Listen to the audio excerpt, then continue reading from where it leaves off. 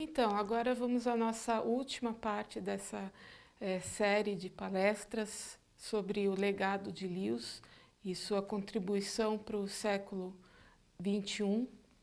E falando agora especificamente sobre isso, a contribuição do Lewis para o mundo que nós vivemos hoje. Então, para começar, gostaria de compartilhar que o Lewis ele tem me dado muitas oportunidades de fazer grandes amizades.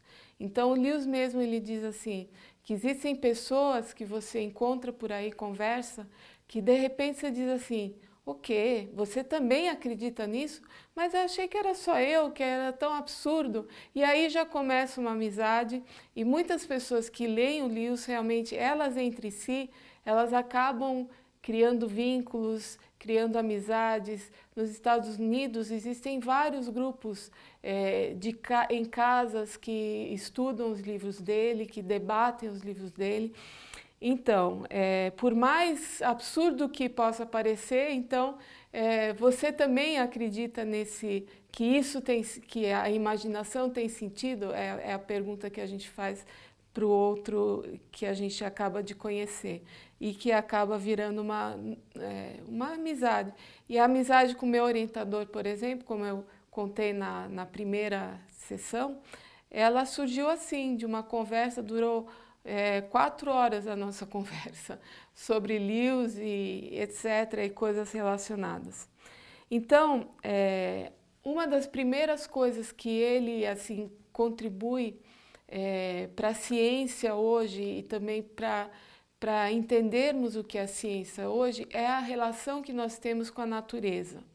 Então, ele não era um naturalista. Naturalista é aquela pessoa que acredita que tudo se explica pelas leis da natureza, né? Mas que leis são essas? Como que o Chesterton fala muito isso, né?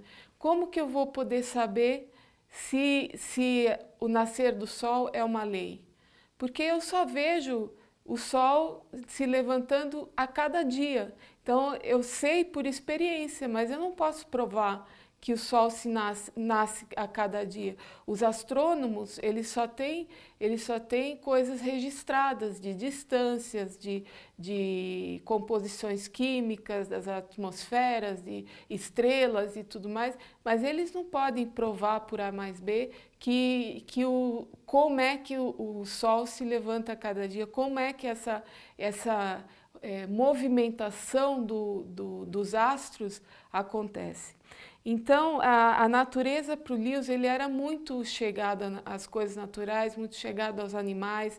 Ele tinha um cachorro, um gato, e era muito, assim, apegado aos animais. E, desde pequeno, ele escreveu, inclusive, um livro chamado Boxen, que são as histórias que ele contava junto com o irmão mais velho dele, a partir de uma caixinha que eles construíram, colocaram umas gramíneas lá dentro, uns galhos e tal, que era o nome da cidade imaginária deles, que tinha muita floresta e muitos animais, e ela toda é com animais falantes. E ele mesmo ilustrou esses contos e existe em inglês, ainda não traduzido para o português, Boxen.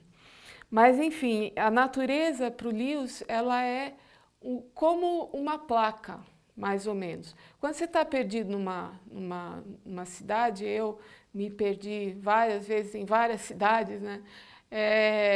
Você precisa as placas, elas te ajudam a te orientar, a dizer, olha, não é para cá que você tem que andar, não é para lá, é aqui que você tem que ir, né? Então, a placa em si, ela não é nada significativo, ela só remete a alguma coisa.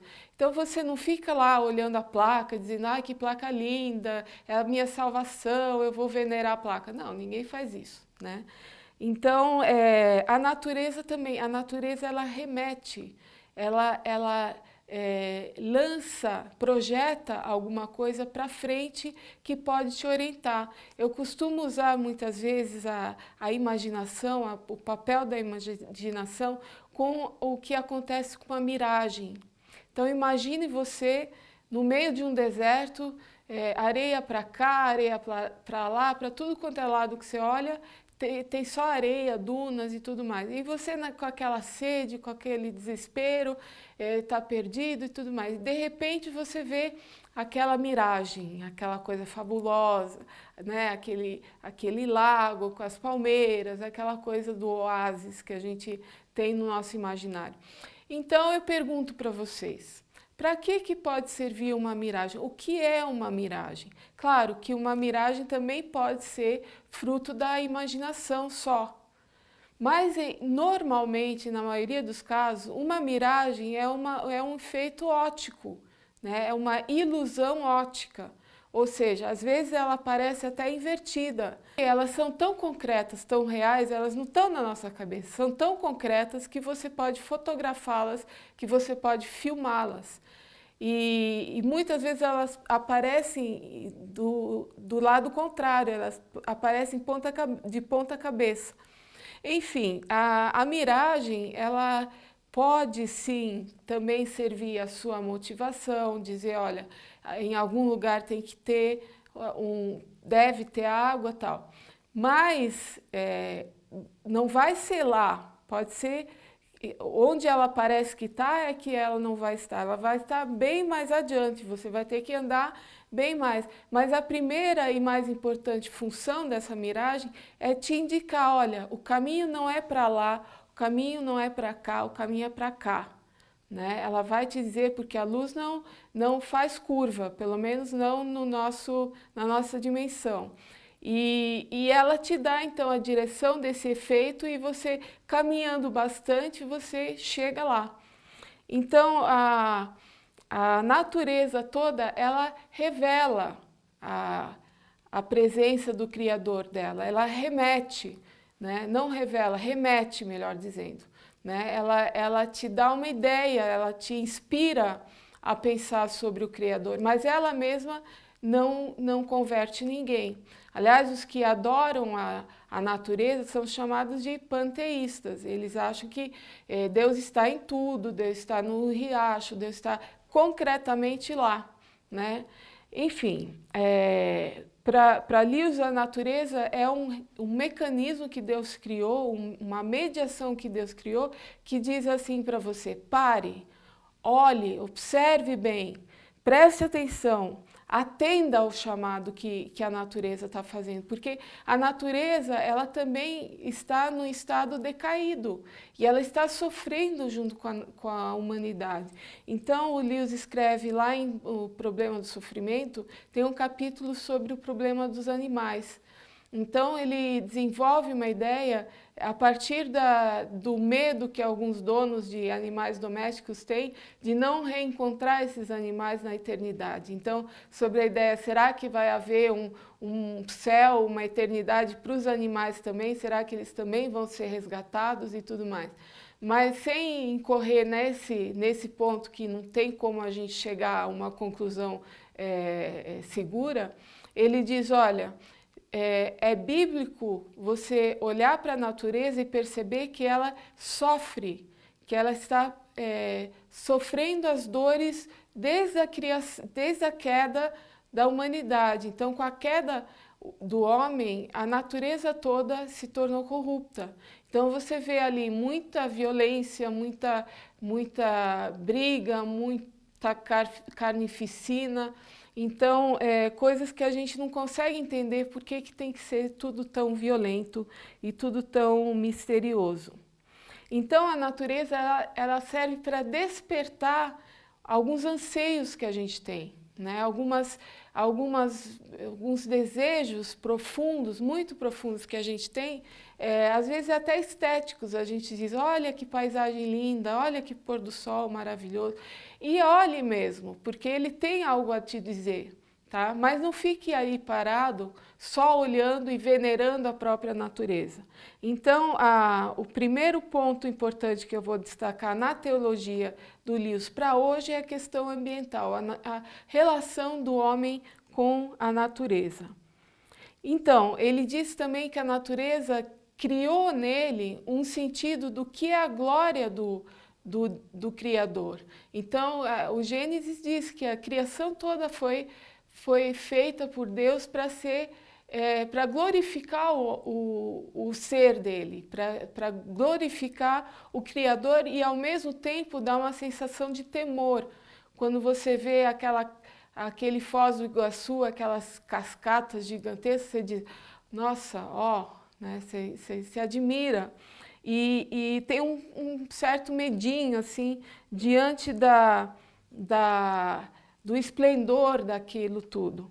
Então, a necessidade de reconciliação, ou seja, se a natureza está decaída, a gente pode perceber, então deve haver alguma forma de reconciliar a natureza com o que era para ela ter sido quando ela foi criada.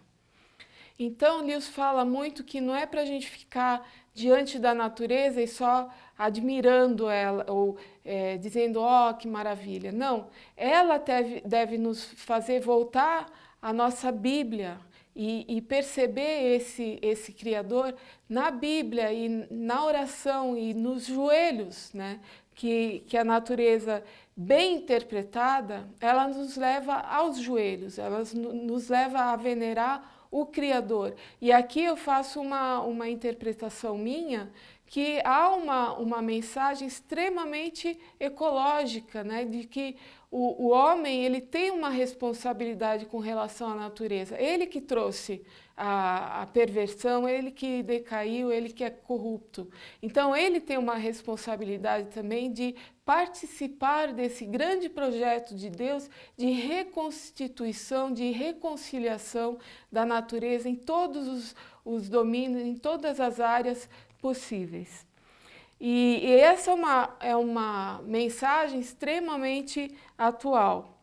Então a natureza remete ao Criador, da mesma forma que a mitologia, que é o exemplo que eu usei do oásis, a mitologia nos remete também a Deus. Não é que a história em si deve ser venerada ou que aqueles seres que estão ali devem ser idolatrados. Não, pelo contrário, é que eles quebram a nossa ideia de Deus errada e eles ajudam você a encaixar esse sentimento que você tem dentro de você, dessa busca que você tem dentro de você e encaixá-la no único molde de encaixe que é o verdadeiro.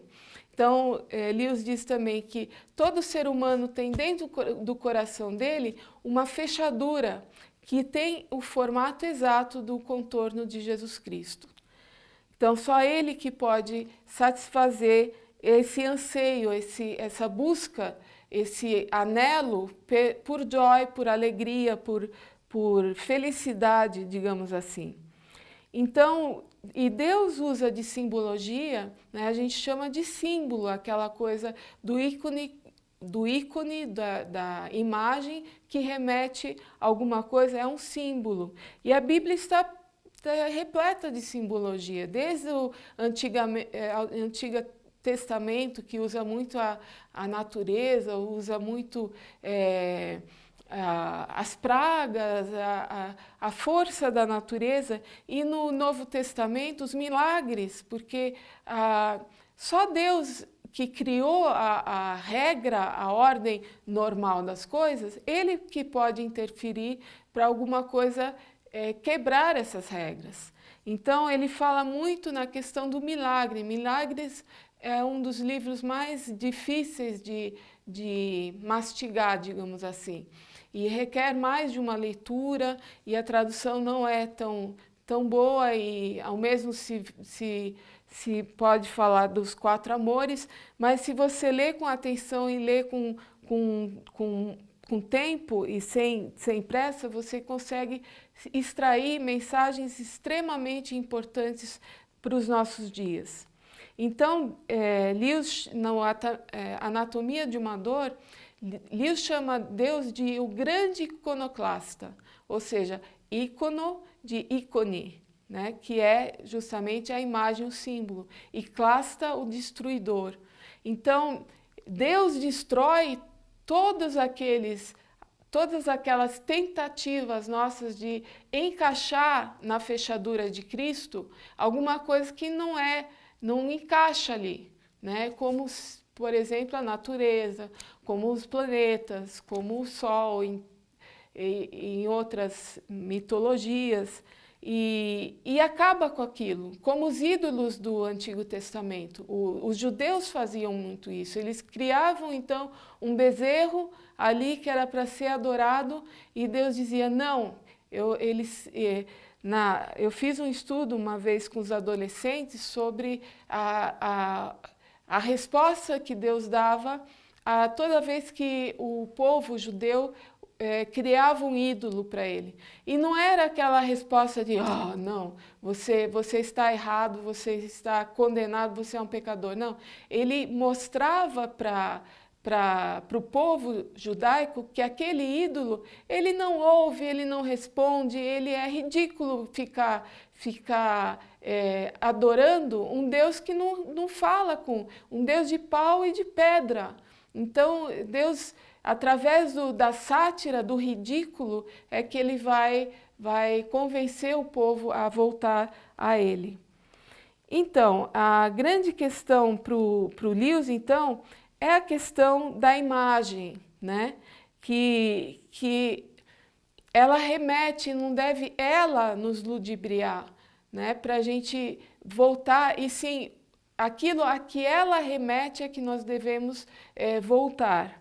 Então, essa relação do imaginário, da imaginação com a verdade bíblica, a verdade cristã, é um dos temas muito importantes do Lewis. E uma das questões que era importante na época dele, já porque o Freud já estava muito forte na cultura, a grande questão era, será que Deus é resultado do nosso desejo reprimido, de algum trauma que a humanidade toda sofreu e por isso que a humanidade toda anseia por isso que vai além do aqui e agora? Será que isso é só imaginação, como no caso da miragem? E ele vai dizer, não. Não existe essa coisa do wishful thinking. Claro, existe, né? Nós temos essa tendência de tentar substituir aquele encaixe que eu falei, que só Cristo pode preencher. A gente substitui pela família, a gente substitui pela carreira, pelo dinheiro, pela diversão, pelos amigos, por N coisas. E acaba se frustrando ou acaba realmente vivendo uma vida medíocre, por mais rica que possa fazer. Então, a grande pergunta que muitos fazem, ontem um rapaz fez uma palestra que eu dei, ele perguntou, mas será que o Lewis não está simplesmente sendo usado para as pessoas se ludibriarem ainda mais, entrando nessa explicação do wishful thinking do Freud? Aí eu falei, olha, eu acho que a própria teoria do Freud, ela é circular, porque se você for pensar, se um desejo seu é universal, a humanidade inteirinha, ela tem esse desejo, essa gana, essa ânsia, né, por alguma coisa a mais do que o aqui e agora, então isso se deve a um acontecimento. Ok, quando que foi esse acontecimento? Né? Tá bom, lá na Idade da Pedra, tudo bem. Mas como que isso aconteceu? Esse desejo veio do nada? Aí o Freud diz, não, veio de uma figura paterna, numa tribo ali, que ele resolveu usar todas as mulheres para se satisfazer e deixar os homens chupando o dedo, né? Então os homens vão lá e matam o pai. Né? Então, a imagem daquele pai que foi morto pelos filhos, ela está nos mitos e tudo mais. Mas da onde que veio essa... Então, há uma humanidade única no imaginário das pessoas? Ou será que essa imagem única, de onde que ela veio? Né? Tá bom, se veio lá da Idade da Pedra, e e antes dela? Como é que será que esse sentimento, se você tem um sentimento de desejo por alguma coisa, isso normalmente é sinal de que aquela coisa existe, né? Esse é um dos argumentos fortes do Lewis. Por exemplo, um índio na floresta, para ele chocolate não existe. Então ele vai ter desejo de chocolate? Não vai, porque para ele não existe e acabou. Agora, o desejo de Deus é universal e todo ser humano, inclusive Freud, Nietzsche, os grandes pensadores, eles se baseiam nessa pergunta, né, para dizer que Deus não existe. Então há uma certa mágoa, parece que Lewis também brigava a vida toda dele até se converter, para que Deus não interferisse na vida dele. Ele queria negar a Deus, ele queria fugir de Deus, né? E o mesmo acontece com Nietzsche, com Freud. Há uma luta intensa para combater essa coisa que a gente sabe no fundo que tem que haver um correspondente na realidade. Não há uma explicação racional para isso. Então, novamente, eu alerto referencio aqui a Deus em Questão, do Armand Nicolle, que é exatamente a discussão sobre a fé contra esse desejo reprimido da psicanálise freudiana. Então, outro tema muito importante é a questão dos milagres, que eu acabei de falar, né? Em resumo, um milagre é a licença poética do grande poeta, que tem o grande poeta desse mundo, do grande criador desse mundo, de interferir na sua obra. Só que essa interferência, ela não é contraditória, ela é uma interferência de um autor que tem toda a autoridade para fazer o que ele bem entende. Então essa interferência, ela é ainda mais real do que a ordem das coisas cotidianas.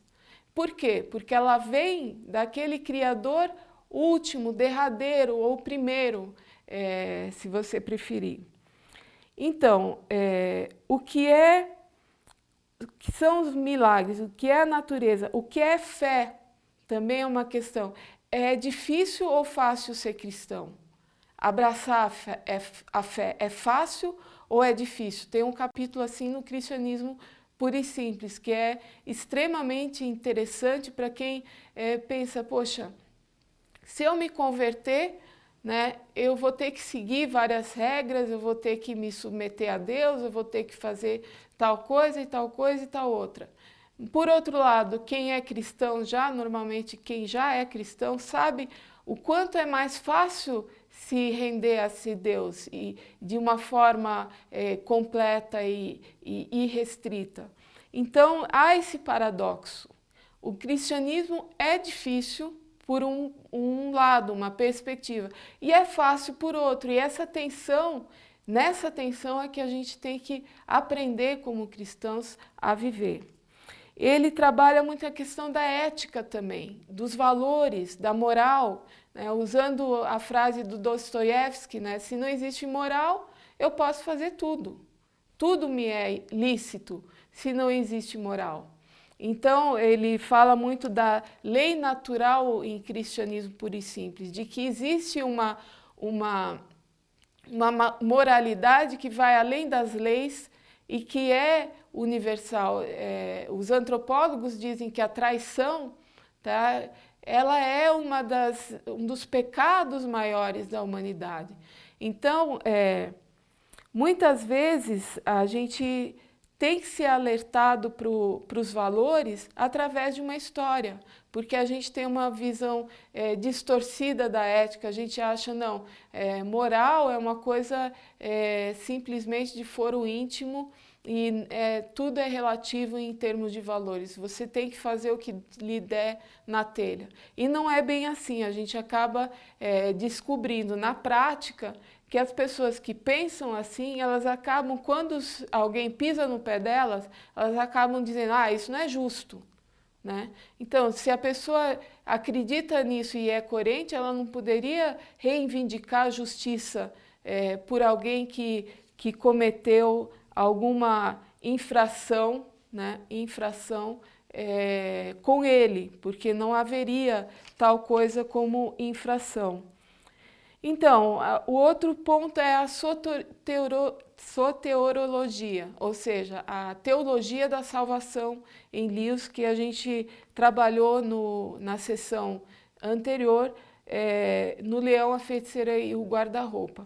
Mas também em outras obras, como O Grande Abismo, você pode também trabalhar bastante essa questão da salvação.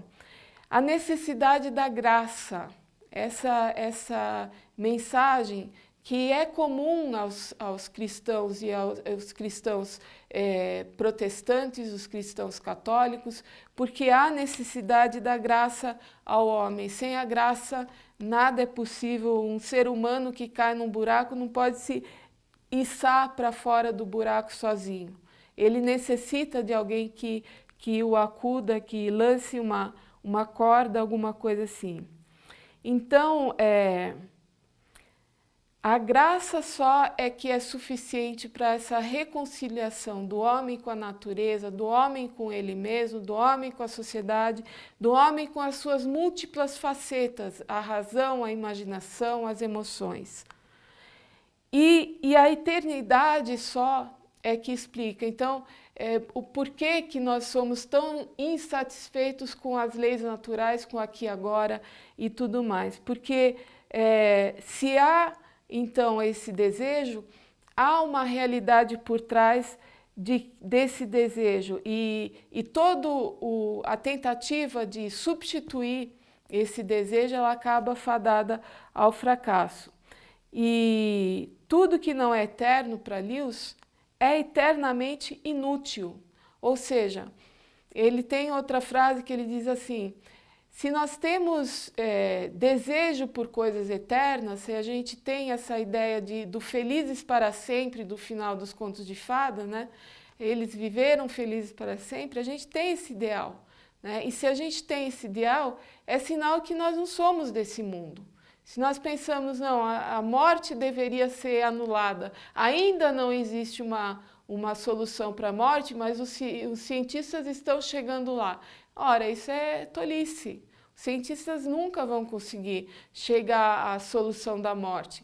Então, se a gente tem essa ideia de que a vida deveria ser eterna, é porque nós não somos desse mundo que é mortal. Nós somos de um outro mundo que é eterno.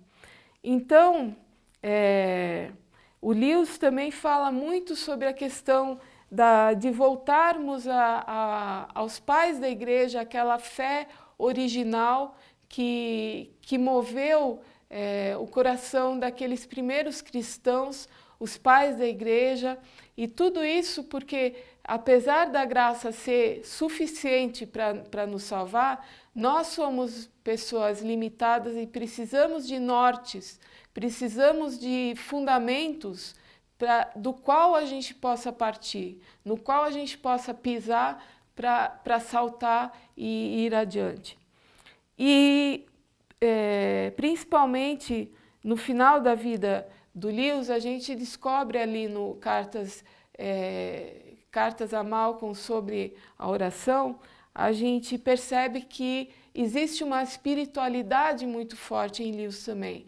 O Lewis, ou nas outras cartas às crianças, cartas à senhora americana, você percebe a profunda espiritualidade desse homem, como ele refletia. Tem um livro também sobre a Bíblia, tem um livro chamado também Reflections on the Psalms, Reflexões sobre os Salmos, e que é muito profundo também, que é uma meditação digna de uma pregação realmente.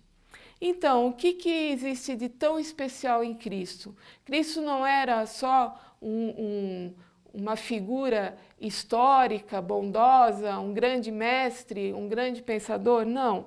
Ele era Cristo mesmo, ele era o que ele dizia que era o Filho de Deus. E ele nos criou com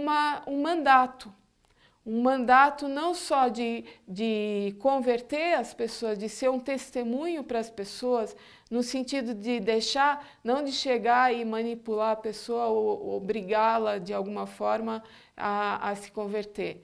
Não, é de você, com a sua própria vida e testemunho, com a sua idoneidade, você chegar e fazer as pessoas perguntarem, nossa, essa pessoa tem alguma coisa que eu também gostaria de ter.